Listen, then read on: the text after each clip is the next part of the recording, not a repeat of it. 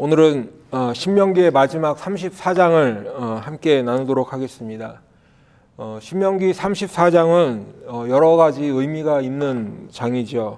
먼저는 신명기의 마지막이라는 의미가 있고, 또 신명기의 마지막일 뿐만 아니라 구약 율법서의 마지막이기도 합니다. 다시 말하면 창세기부터 시작하는 모세 오경이라고 불리는 이 율법서의 마지막이기도 한 것이죠. 창세기에서 하나님께서 선지를 창조하시고, 그리고 이제 하나님이 아브라함을 불러주셨습니다. 그리고 이삭과 야곱을 거쳐서 이스라엘의 12지파를 세우셨습니다. 그리고 이제 출애굽기로 넘어가면 모세를 통해서 이제 이스라엘 백성을 애굽에서 구해내시고, 또 시내산에서 십계명 율법을 이스라엘 백성들에게 내려주셨습니다. 그리고 이제 이후에 레위기 민수기를 통해서 또 광야 40년 생활을 하는 모습들을 보여주죠. 40년 동안, 광야에 사는 40년 동안 하나님께서 인도하시고 보호해 주셨는데, 이제 약속의 땅 가나안 땅에 들어가는 그 바로 목전에 이제 광야 생활을 마치면서 약속의 땅에 들어가기 직전에 있는 상황 가운데 이제 신명기가 마침을 하게 되는 것입니다. 그리고 이제 그 시점에 그동안 이스라엘의 지도자로 있었던 모세가 어떻게 생을 마감했는지도 보여주는, 모세의 마지막을 보여주는 말씀이 바로 오늘 신명기 34장이기도 한 것입니다. 여러분, 이때 당시에 신명기 34장을 끝으로 있던 이스라엘 백성들은 볼 때는 마지막이라고 생각하겠지만, 우리는 알고 있죠. 신명기 34장이 마지막이 아니다, 끝이 아니고 이제 또 다른 시작으로 나아간다. 그래서 여호수아, 사사기, 룻기 이렇게 쭉 넘어가게 됩니다. 하지만 여러분 한번 상상해 보시기 바랍니다. 이스라엘 백성, 이 당시의 이스라엘 백성이라면 어떤 생각을 할까요? 우리가 돌이켜보면 이스라엘 백성들은 모세가 이제 시내산에 올라가서 십계명을 받을 당시에 40일 동안 그들 눈앞에 나타나지 않으니까 불안해했습니다. 그리고는 이제 아론을 부추겨서 우리를 인도할 그 신을 만들어내라, 그렇게 해서 금송아지도 만들던 이스라엘 백성입니다. 여러분, 그런데 지금 이제 가나안 땅에 막 들어가려는 시점, 약속의 땅에 다 됐다, 이제 건너기만 하면 된다라고 하는 그 시점에 모세가 죽었다는 것이죠. 여러분, 그러면 과연 이스라엘 백성들은 지금 이 시점에 어떤 심정을 가지고 있을까? 여러분, 그런데 우리가 오늘 이 34장을 말씀을 다시 묵상하면서 느끼는 것은, 아무리 위대한 지도자라도 그 위대한 지도자가 우리를 인도하거나 우리를 보호하는 게 아니라는 것이죠. 우리를 인도하시고 우리를 보호하시는 분은 오직 하나님 한 분이시라는 사실입니다. 그리고 그 하나님은 어제나 오늘이나 영원토록 변함없으신 한결같은 하나님이시라는 사실을 꼭 믿으시기 바랍니다. 여러분, 우리 인간들이 시시때때로 변하지 아침 저녁으로 변합니다. 그렇게 변덕스럽게 바뀔 뿐이지 하나님은 한결같으신 하나님이다. 한결같으신 우리 주님은 변함없으시고 그래서 우리를 보호하시고 인도하셔서 이렇게 지금도 함께 해주시는 하나님이신 줄로 믿습니다. 여러분, 오늘 34장의 1절부터 쭉 보니까요, 하나님께서 모세에게 이제 앞으로 들어가게 될 가나안 땅을 보여주십니다. 그러면서 4절에 이렇게 말씀하시죠. 이는 내가 아브라함과 이삭과 야곱에게 맹세하여 그의 후손에게 주리라 한 땅이라.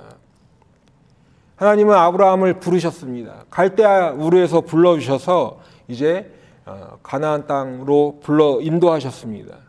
그리고 가나안 땅에 아브라함이 도착했을 때 이 땅을 너와 네 자손에게 주리라고 하나님께서 약속해 주셨습니다.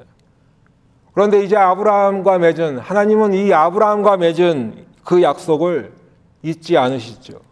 그리고 아브라함이 없다고 해서 무르지 않으셨어요. 한참 후의 세대인 모세에게 다시 한번 그 땅을 보여주시면서 하나님의 약속이 변하지 않았다, 하나님의 약속이 변함없이 그대로 유지되고 있다는 것을 상기시켜 주시는 하나님이십니다. 여러분, 그런데요, 그런 하나님도 이제 모세도 가나안에 같이 들어가서 하나님께 감사하고 또 백성들과 기뻐하면서 이렇게 마무리를 잘 하는 게 좋아 보이는데 하나님은 그렇게 하지 않으셨어요. 우리가 볼 때는 그렇게 하는 게 훨씬 더 유종의 미를 거두는 것 같은데 하나님은 그걸 허락지 않으십니다. 내가 내 눈으로 보게 하였거니와 너는 그리로 건너가지 못하리라 하시매. 여러분, 그래서 어떻게 됐나요? 이제 4절에서 이렇게 말씀을 하셨죠. 모세는 건너가지 못할 것이다. 5절에 보니까 이에 여호와의 종 모세가 여호와의 말씀대로 모압 땅에서 죽었다.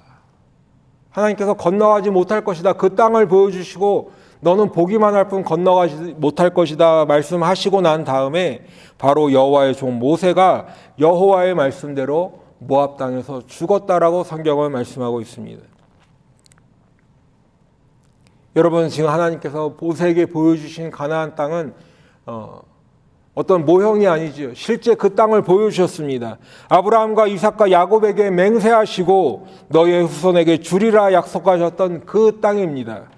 그러나 너는 지금 그 땅을 보고는 있지만 너는 그리로 건너가지는 못할 거야 라고 말씀하시는 것이죠.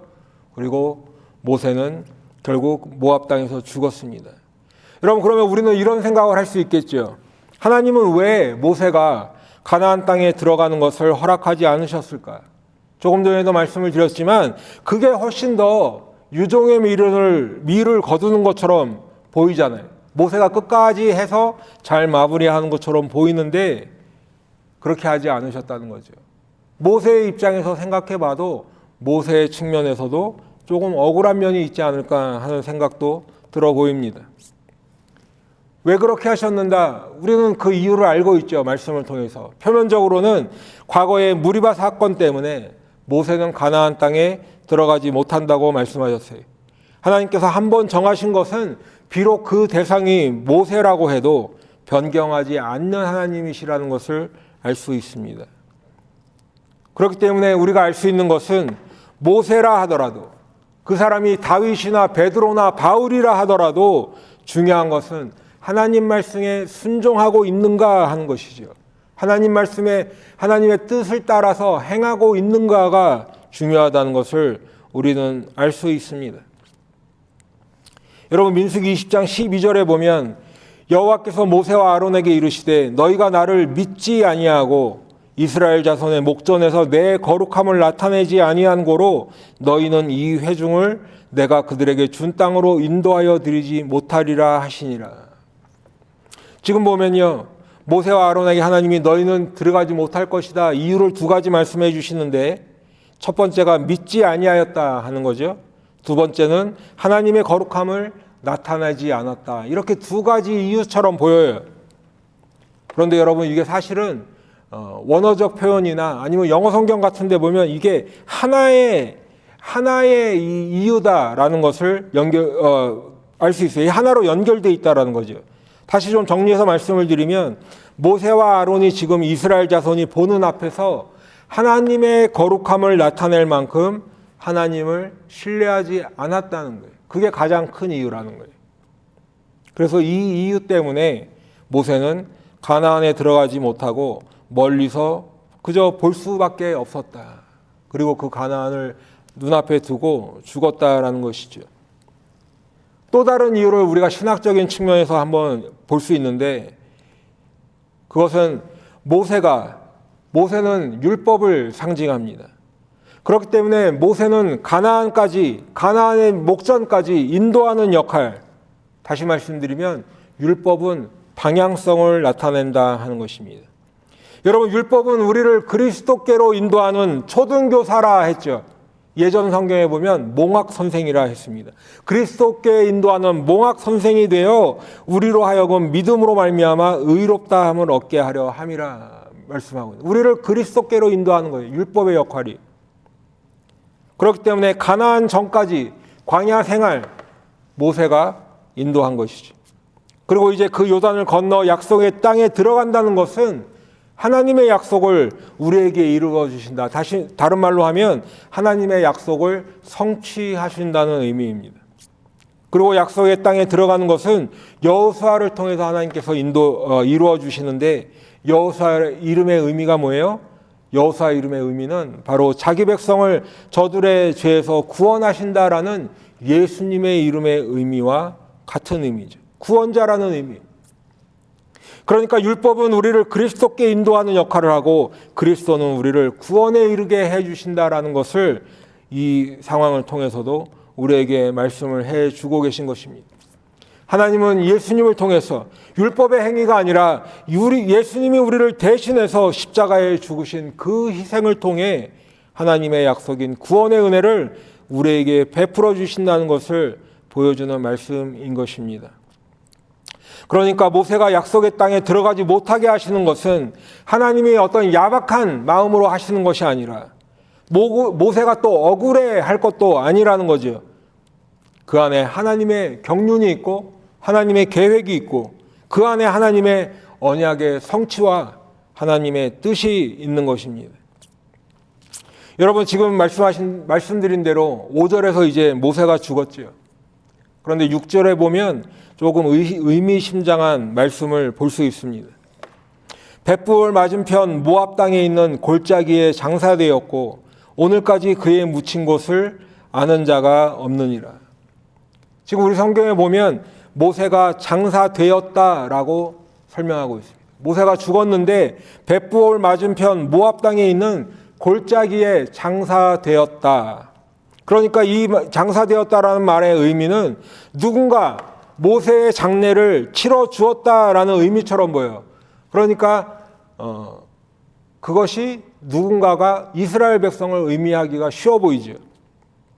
그런데 영어 성경에 보시면 대부분 번역이 그가 그를 묻어주었다라는 의미가 되어 있어요. 그는 누구예요? 하나님이. 또 다른 그를은 모세를 묻어주었다는 의미예요. 하나님이 모세를 묻어주었다. 그러면 우리말의 성경에서 말씀하는 장사되었고랑 이 지금 영어 성경들에서 표현하는 묻어주었다, 하나님이 그를 묻어주었다라는 의미는 조금 뉘앙스가 다르죠. 뉘앙스가 다른 정도가 아니라 주체가 달라져 버려요. 그런데 히브리어 표현으로는 이렇게 우리말 성경처럼 누군가 알 수 없지만 하여튼 장사되었다라는 거에 의미를 맞추는 것으로 번역할 수도 있고, 영어 성경들이 주로 번역한 것처럼 하나님이 모세를 묻어주었다, 그가 그를 묻어주었다라는 것으로 번역할 수도 있어요. 히브리 말투가 그렇다는 거예요. 그렇기 때문에 어떤 것이 틀리다는 아닌데 우리말 성경은 모세가 장사되었다라고 이렇게 표현한 반면 영어 성경은 그 하나님이 모세를 묻어주었다라는 의미로 그렇게 번역한 것입니다. 그런데 영어 성경에서 번역한 대로 하나님께서 그를 장사하셨다가 되기 때문에 이어지는 문구랑 보면 이 번역이 좀 더 잘 어울려 보이는 이유가 뭐냐면 모세가 어디에 장사되었는지 그 무덤의 위치를 아는 사람이 없다라는 거죠. 모압 땅에 있는 어떤 골짜기에 장사는 되었는데 오늘까지 그에 묻힌 것을 정확히 아는 사람은 없다라는 것입니다. 그래서 아마 영어 성경들은 하나님이 그를 묻어주었다 이렇게 번역한 것 같아요. 그리고 이제 8절에 보면 이스라엘 백성이 모세를 위해서 30일 동안 애곡했다라고 기록하고 있습니다. 이 말씀을 정리해 보면 모세의 장례를 하나님이 친히 해주셨다라는 거죠. 어떻게 하셨는지는 알 수 없지만 하나님께서 하셨다. 그래서 어디에 묻혔는지 정확한 장소는 알 수가 없다. 하지만 이스라엘 백성들은 분명히 알았지요. 모세가 죽었다는 것을. 모세의 죽음을 알고 있었습니다. 인지했습니다. 그렇기 때문에 30일 동안 애곡했다 기록하는 것입니다. 분명한 것은 하나님께서 비록 모세가 약속의 땅에 들어가는 것을 허락하지 않으셨는지는 몰라도 모세의 마지막을 하나님께서 친히 정리해 주셨다는 거죠. 여기에 하나님의 은혜가 있고요, 하나님이 자기의 백성을 끝까지 돌보시는 한결같은 분이시라는 것을 우리가 또한 알 수 있는 것입니다. 여러분, 그런데 하나님께서 자기 백성을 끝까지 돌보신다는 것은 단순히 모세의 장래에서만 볼 수 있는 것이 아닙니다. 계속해서 이어지고 있지요. 이제 모세의 부재가 발생했어요. 어쨌든 그동안 40년 동안 그들의 앞에 서서 그 대형을 이끌던 모세가 없어졌는데 그 모세의 부재를 여호수아를 통해서 이제 하나님이 메꾸게 하신 것입니다. 9절에 보니까 모세가 눈의 아들 여호수아에게 안수하였으므로 그에게 지혜의 영이 충만하니 이스라엘 자손이 여호와께서 모세에게 명령하신 대로 여호수아의 말을 순종하였더라. 여러분, 모세가 마지막에 여호수아에게 자신의 임무를 물려주었습니다. 자신의 사명을 연계시켜줬어요. 그래서 이제 안수를 했더니 지혜의 영이 충만했답니다. 여러분, 어떤 의미입니까? 지혜의 영이 무엇을 나타내요? 지혜의 영은 하나님의 영, 즉 성령이 충만하게 임하셨다는 의미죠. 여호수아에게. 이때는 오순절 다락방 사건 이후에 성령이 임재하신 것과는 달리 성령이 어떤 사역을 위해서 이렇게 임하셨는데 여호수아에게 성령이 충만하게 임하셨다라는 것은 이제 여호수아에게 그러한 사명이 주어졌다라는 것입니다. 그리고 이제 하나님의 일을 맡게 하셨다는 의미인 것이지. 여러분, 그러면 모세는 그동안에 어떤 사역을 했습니까? 모세는 어떤 사람이었습니까? 10절 후반절부터 보시면 모세는 여호와께서 대면하여 아시던 자요. 11절에도 보면 여호와께서 그를 애굽 땅에 보내사 바로와 그의 모든 신하와 그의 온 땅에 모든 이적과 기사와 모든 큰 권능과 위엄을 행하게 하심에 온 이스라엘의 목전에서 그것을 행하던 자이더라. 여러분, 모세는 하나님을 대면하던 사람이라고 기록하고 있습니다. 하나님께서 아시는 사람이라고 기록하고 있습니다. 여러분, 이게 굉장히 중요한 거죠. 우리 신앙에서도 굉장히 중요한 거예요. 우리가 날마다 주님을 뵙기를 소망하며 날마다 주님 앞에 나아가는 것이 중요하지만 동시에 중요한 것이 주님께서 우리를 알아주시는 것이, 내가 너를 안다라고 불러주시는 것이 우리 신앙생활에 굉장히 중요하다라는 거죠. 모세는 또한 하나님께서 이 모세를 애굽 땅에서 바로에게 보내셨지. 바로와 그의 신하와 애굽 온 땅에 이적과 기사와 큰 권능과 위엄을 행하게 하셨습니다. 그리고 또한 그 모든 광경을, 모습을 온 이스라엘이 보았던 것입니다. 여러분, 모세는 누가 뭐래도 분명 위대한 지도자였고 또 위대한 사람이었고 위대한 신앙인이었습니다. 사람이요, 어떤 높은 위치에 올라가면 자기 도취에 빠지기가 쉬워요. 그래서 사람이 교만해지고 또 자기의 이것을 다 나타내기 위해서 때로는 이렇게 난폭하게, 대범하게 이렇게 모든 것들을 행하는 시대를 보게 됩니다. 우리가 역사적으로도 보면 많은 일들이, 그런 사람들이 많이 있었지. 멀쩡해 보이던 사람도 권력을 잡거나 아니면 높은 위치에 올라가거나 아니면 많은 돈을 벌게 돼서 어떤 사회적인 지위를 갖게 되면 교만해집니다. 자기에게 주어진 권력의 맛에 취해서 하면 안 되는 것을 해버리게 돼. 쉬운 말로는 선을 자꾸 넘는 것이죠. 그리고 우리들은 그들의 끝이 결코 아름답지 않았던 이러한 모습들을 여러 책을 통해서 역사적인 교훈을 갖게 되는 것입니다. 그러한 일들이 한국에서도 많이 있었습니다. 한국뿐만이 아니라 세계적으로도 많이 있었습니다. 그리고 오늘 우리가 사는 미국에도 그러한 선을 넘는 일들이 행해지고 있다는 것이죠. 여러분, 그런데 모세는 그렇지 않았다는 것입니다. 모세는 하나님께서 인정해 주신 사람입니다. 자기에게 맡겨주신 사역을 잘 감당하고 아직 눈이 흐리지 아니하였고 기력이 쇠하지 아니하였지만 하나님께서 여기까지라고 말씀하시니 딱 거기까지 사역을 감당한 것입니다. 그리고 이제 자기의 사역을 여호수아에게 인계해 주었습니다. 그리고 이제 여호수아에게 안수했더니 여호수아에게 지혜의 영이 충만하게 되었다고 성경은 말씀하고 있는 것이죠. 여러분, 그런데 이 모든 것이 사실은 하나님의 인도하신 가운데 이루어졌다는 것을 오늘 성경이 우리에게 말씀하고 있습니다. 신명기 34장이 그것을 더욱더 확정적으로 우리에게 보여주고 있는 말씀인 것입니다.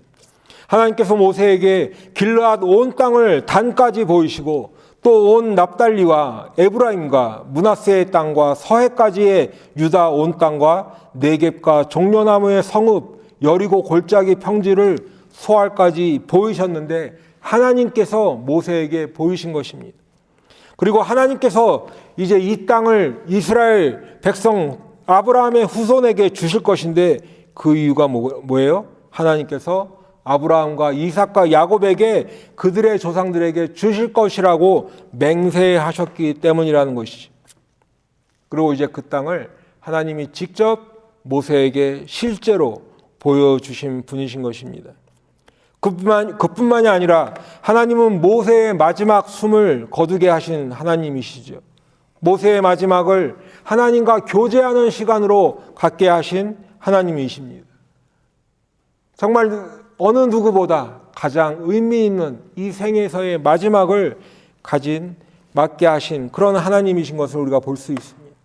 동시에 하나님은 모세의 장례를 친히 해 주셨습니다. 그리고 모세의 무덤이 알려지지 않게 하셨는데 그 이유는 아마도 추측해 보건대 이스라엘이 모세의 무덤을 신성시할 수도 있겠지요. 온갖 많은 이적들을 베풀고 자신들을 인도해 주던 모세니까 이스라엘 백성이 언젠가 힘든 순간이 되면 모세의 무덤을 신성시해서 또 다른 형태의 우상 숭배의 장소가 되지 않게 하시려는 것은 아니었던가.